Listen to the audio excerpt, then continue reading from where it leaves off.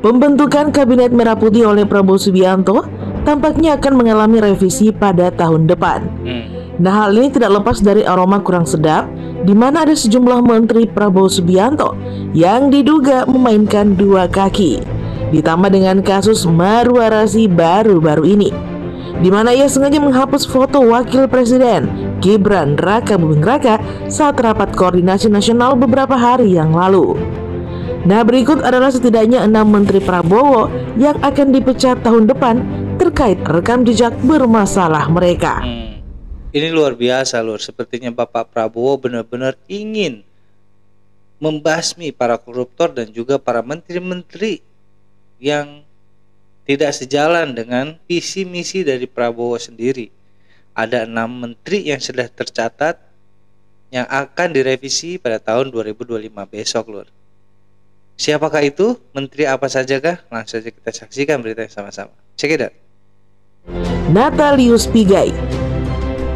Sebelum menjadi Menteri Hak Asasi Manusia, Natalius Pigai sudah dikenal publik sebagai seorang aktivis. Namun, kini namanya masuk dalam daftar menteri yang akan direshuffle oleh Presiden Prabowo Subianto.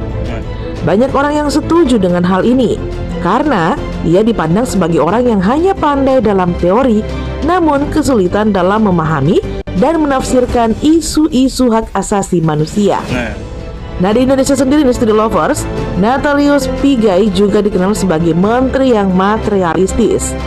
Baru-baru ini, saat ia menjabat Menteri Hak Asasi Manusia dalam rapat kerja bersama Komisi 9 DPR RI, Natalius Pigai meminta anggaran Kementerian HAM naik dari 60 miliar rupiah menjadi 20 triliun rupiah. Ia ingin merealisasikan program perawatan hak asasi manusia di setiap desa di seluruh Indonesia. Nah, untuk mewujudkan programnya ini, ia mengusulkan dana sebesar 100 juta rupiah per desa. Pigai juga mengungkapkan bahwa Kementerian HAM sebagai kementerian baru membutuhkan 2.544 pegawai untuk melengkapi strukturnya. Padahal saat ini hanya memiliki 188 pegawai. Program ambisius lainnya yang direncanakan Pigai adalah pembangunan Universitas HAM berstandar internasional yang dilengkapi dengan laboratorium dan rumah sakit HAM.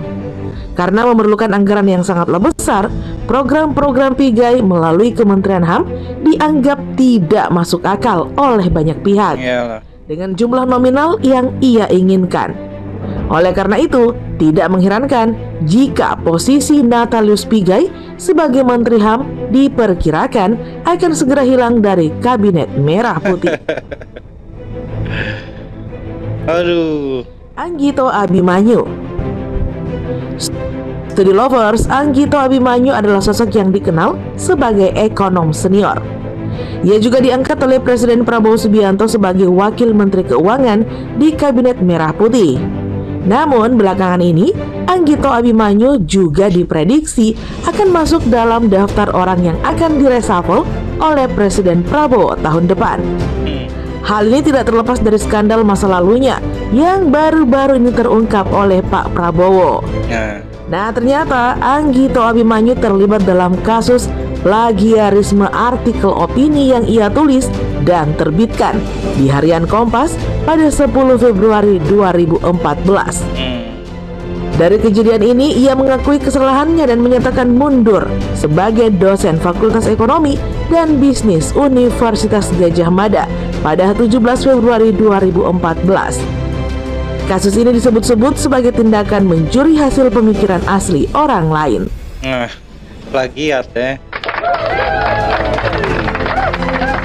Budi Aris Setiadi. Nah, ini nih. Budi Aris Setiadi terus disebut-sebut sebagai pihak yang paling bertanggung jawab atas kasus judi online di Kementerian Komunikasi dan Informatika, di mana ia pernah menjabat sebagai menteri. Nah, sekarang seperti yang kita tahu, Presiden Prabowo Subianto mempercayakan Budi Aris Setiadi sebagai Menteri Koperasi Indonesia.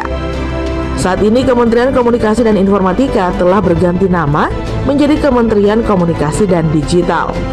Budi Aris Setiadi dianggap terlibat dalam kasus judi online.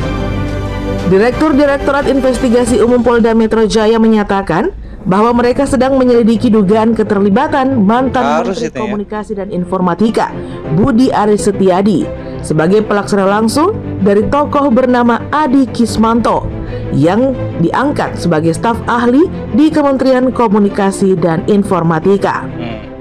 Nah, sampai sekarang Polda Metro Jaya telah menetapkan 28 tersangka. 10 diantaranya adalah pegawai Komisi Publik. Banyak yang mempertanyakan keterlibatan Budi Ari yang sebelumnya dianggap dapat memberantas perjudian online, namun malah belakangan berbalik arah dari tugasnya. Ya, ini dia lur, orang-orang yang seperti ini yang harus diberantas oleh Bapak Prabowo lur ya, yang bermain dua kaki di atas jabatannya yang diberi diamanahkan oleh rakyat malah dimanfaatkan untuk kepentingan sendiri, yang dimana itu banyak sekali mudorot ya lur ya, merugikan masyarakat dan juga bangsa Indonesia. Seharusnya kayak Budi Ari ini dia diindikasikan sebagai istilahnya apa lur ya, kalau dekengan dari para bandar judi online di Indonesia ini lur ya, yang seperti kita tahu judi online sendiri itu sudah banyak sekali makan korban lur, dari yang bekerja sampai berhentinya, dari yang kaya sampai miskinnya, menawarkan kemenangan padahal itu semua bohong lur. Judi online itu kalau dia mau beri kemenangan kepada kita dalam judi online, kenapa dia emang dia orang kaya banyak duit memberi kemenangan kepada kita gitu loh, kira aja gitu. Judi online apa ini? Ini harusnya Budi Ari ini ditindak lanjut lebih tegas lagi loh ya, untuk diberantas lagi tuh judi online Bapak Prabowo. Terlanjut loh. Marwa Rarid. Sosok yang akrab disapa Ara ini adalah salah satu anak dari Sabam Sirait, tokoh pendiri partai PDIP. Ara juga kabarnya masuk dalam daftar orang yang akan direshuffle oleh Prabowo Subianto karena mantan politisi PDIP ini sering membuat pernyataan yang memicu konflik antara presiden dan wakil presiden. Domba ya. Ini terlihat ketika presiden menilai Ara secara terbuka menghapus foto Gibran Raka Buming Raka sebagai wakil presiden dalam presentasinya mengenai program 3 juta rumah pada rapat koordinasi nasional implementasi pemerintahan daerah pada 2018. Dari kejadian ini, banyak yang berspekulasi bahwa Ara dianggap sebagai mata-mata PDIP di Kabinet Merah Putih Prabowo Subianto.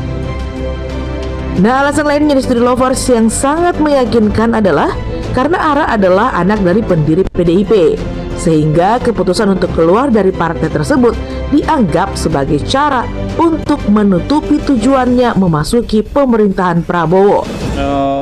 Selain itu, Ara juga bergabung dengan Partai Gerindra untuk memperkuat penyamarannya. Pada 2025, Ara Sirait diperkirakan akan masuk dalam daftar menteri yang akan direshuffle sebagai Menteri Perumahan Rakyat dan Permukiman, yang juga bisa berakibat fatal jika memang benar dia memainkan peran di belakang Pak Prabowo Subianto. Airlangga Hartarto. Ada sosok Airlangga Hartarto di Kabinet Merah Putih. Ia dipercaya oleh Presiden Prabowo Subianto untuk menjabat sebagai Menteri Koordinator Bidang Perekonomian pada pemilu Presiden 2024. Bisa dikatakan bahwa saat masih menjabat sebagai Ketua Umum Partai Golkar, Hartarto memberikan kontribusi besar dalam memenangkan Prabowo Subianto sebagai Presiden pertama Indonesia. Namun di balik itu kasus korupsi ekspor CPO atau crude palm oil dan turunannya masih terus mencuat. Sampai saat ini setelah Hartarto mengundurkan diri dari jabatannya sebagai Ketua Umum Partai Golkar, kasus tersebut diperkirakan terkait dengan keputusan Airlangga untuk mundur dari Musyawarah Nasional Golkar yang dimenangkan oleh calon tunggal Bahlil Lahadalia. Kasus korupsi yang menjerat nama Airlangga dimulai saat masyarakat mengalami krisis dan lonjakan harga minyak goreng pada 2022. Direktur Investigasi Kejaksaan Agung dalam bidang tindak pidana khusus menemukan adanya praktik korupsi. Nah, kasus ini diperkirakan merugikan negara hingga 6,47 triliun rupiah. Pak Prabowo sendiri telah mengingatkan para menterinya untuk tidak melakukan korupsi jika tidak ingin menerima resiko dari perilaku mereka. Gila Lur ya. Di saat tahun 2022 di mana masyarakat kekurangan minyak, ini dengan teganya gitu loh. Bapak yang satu ini mengkorupsi segitu banyaknya uang negara yang harusnya dibagikan kepada rakyat dimakan sendiri loh. Di mana hati nuraninya gitu loh. Bapak Prabowo dengan tegas ini luar biasa banget meresapel menteri-menteri yang ya seperti itu. Mudah-mudahan nanti ada kemudian hari ada lagi menteri yang akan diresapel oleh Bapak Prabowo supaya Indonesia ini benar-benar bersih dari para menteri yang kurang ajar dan juga gak berkemanusiaan Lur ya. Kita lanjut. Teddy Indrawijaya. Nah, berikutnya sosok Teddy Indrawijaya atau yang lebih dikenal di mata publik dengan julukan Mayor Teddy. Sehari setelah pelantikannya sebagai sekretaris kabinet di Kabinet Merah Putih, posisi ini dianggap kontroversial karena diduga melanggar Undang-Undang TNI dan menjadi noda awal dalam reformasi TNI. Pasal yang dilanggar adalah pasal 47 ayat 2 Undang-Undang yang mengatur jabatan yang dapat diisi oleh TNI aktif. Hanya ada 10 lembaga atau institusi di mana menurut peraturan tersebut Mayor Teddy seharusnya menduduki salah satu jabatan di kantor yang membidangi koordinasi politik dan keamanan seperti Sekretaris Militer Presiden, Badan Intelijen Negara, Badan Nasional Penanggulangan Terorisme, atau Mahkamah Agung. Jadi bisa dikatakan jika ingin menduduki jabatan sipil seperti sekretaris kabinet yang saat ini dijabat oleh Mayor Teddy, menurut hukum ia harus pensiun atau sebagai pembantu Prabowo saat menjabat Menteri Pertahanan. Posisi Teddy seharusnya digantikan jika masih ingin menjadi seorang prajurit. Luar biasa Lur ya, kepemimpinan Bapak Prabowo ini memang dahsyat sekali, terutama dalam memberantas para koruptor dan juga pejabat-pejabat yang nakal yang tidak berkemanusiaan Lur ya, memakan hak-hak dari rakyat kecil dan rakyat Indonesia semuanya. Mudah-mudahan Bapak Prabowo panjang umur dan sehat selalu Lur ya, selalu menjaga integritasnya dalam mengembangkan atau menjaga Indonesia agar tetap baik-baik saja. Tidak dibiarkan oleh Bapak Prabowo Indonesia jatuh di tangan-tangan tikus-tikus yang tidak bertanggung jawab Lur ya. Oh, paling benci sama orang koruptor Lur, beneran. Apalagi sama orang-orang yang rakus mau makan duit rakyat dan juga duit negara ini Lur. Bagus sekali dengan Bapak Prabowo yang tegas ini, gue sangat berterima kasih banget Lur ya. Mudah-mudahan kedepannya Indonesia akan lebih baik lagi tanpa adanya korupsi dan juga koruptor yang sialan ini Lur dari negara Indonesia. Semoga Bapak Prabowo bisa membersihkan itu semua ya Lur ya. Amin ya rabbal alamin. Sekian reaction dari gua kali ini Lur. Kurang lebih gue minta maaf. Assalamualaikum warahmatullahi wabarakatuh.